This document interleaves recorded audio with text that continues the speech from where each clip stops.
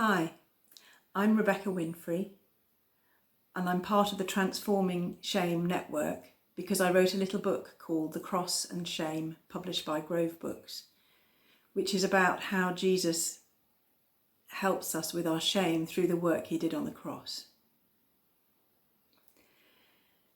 Now, the shame I'm talking about is not the shame that comes about when you've done something wrong. It's the kind of shame, rather, that comes about because of things that have happened to you. Perhaps you've been bullied or discriminated against or abused. Perhaps your shame has come about because you've had a mental illness or you've been struggling with addiction. That's the kind of shame I'm talking about, the kind that makes you feel that you're not worth very much. It's very painful to talk about, and it's very painful to think about even. But it eats away at us inside. It eats away at our sense of who we are. Here's a man who's feeling like that. He's full of shame. His name is Joe. Joe can't imagine that God will want to have anything to do with him, someone as worthless as him. His shame gets in the way of him believing that God is somebody he could trust, because he'd be at risk if he opened himself up to God. God might shame him even more. And if we imagine Jesus talking to him, what do we think Jesus might be saying?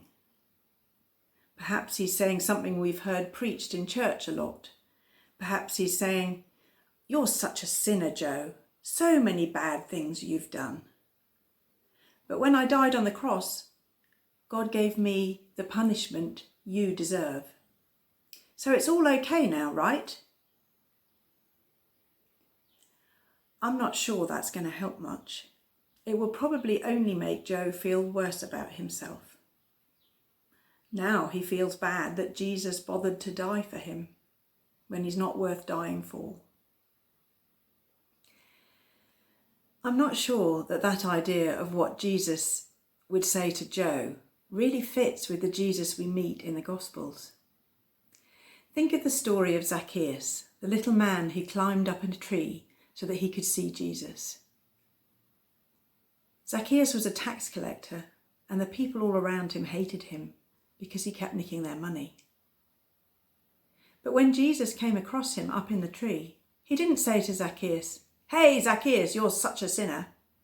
No, he said, "Zacchaeus, come down, because I want to come to tea at your house today." In that culture, that was a great honour. Lots of the people there would have loved to have had Jesus to tea, but Zacchaeus was the one that Jesus chose. So Zacchaeus smilingly went off with Jesus to his house, and after they'd had a good chat, after Zacchaeus had felt that Jesus really respected him, then Zacchaeus felt safe enough to say, "Actually, I have done things wrong." And he announced that he was going to give some money back to the people he'd stolen it from. But Jesus started by helping him with his shame. And think of one of my favourite stories, the story of the woman who'd been bleeding for 12 years. And in that society, that was really shameful.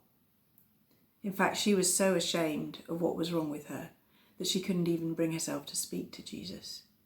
All she could do was reach out and try and touch the corner of his cloak. But Jesus didn't say to her, "You're a sinner." If he had, she might have assumed that he thought that her predicament was a punishment for all things she'd done wrong. No, Jesus praised her. He said, "Daughter, your faith has healed you."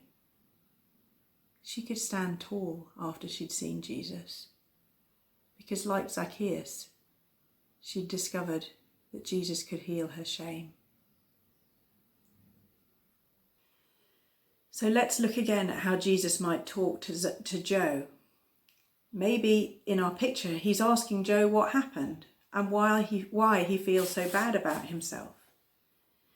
Maybe then Jesus is talking about how he himself felt when he was mocked and spat at and whipped and stripped naked and nailed to a wooden cross and left to die in the searing midday heat with the crowd jeering at him. And maybe as they talk, Joe is able to stand a bit taller because he realises that he is understood. He sees that Jesus knows what it is to feel crippling shame, the helplessness, the powerlessness of being abused and hurt and unable to do anything about it. And Jesus is showing him a path out. Jesus has gone ahead and made a new path out from shame. This path has gone out from his shameful death into resurrection and into the honour of being in his Father's presence. It's as if his death on the cross has created a door into a new world. Jesus is telling Joe that he's taking him into the company of his Father and the Holy Spirit, and they will welcome Joe with open arms. What an honour. And this isn't something that has to wait until after Joe's death. He can experience the love of the Father, Jesus, and the Spirit now. It takes a while for our shame to be healed. It takes a lifetime, in fact. But it's a wonderful and transforming thing to be welcomed into the circle of the Trinity, the Father, the Son, and the Holy Spirit. And yes, they'll challenge us.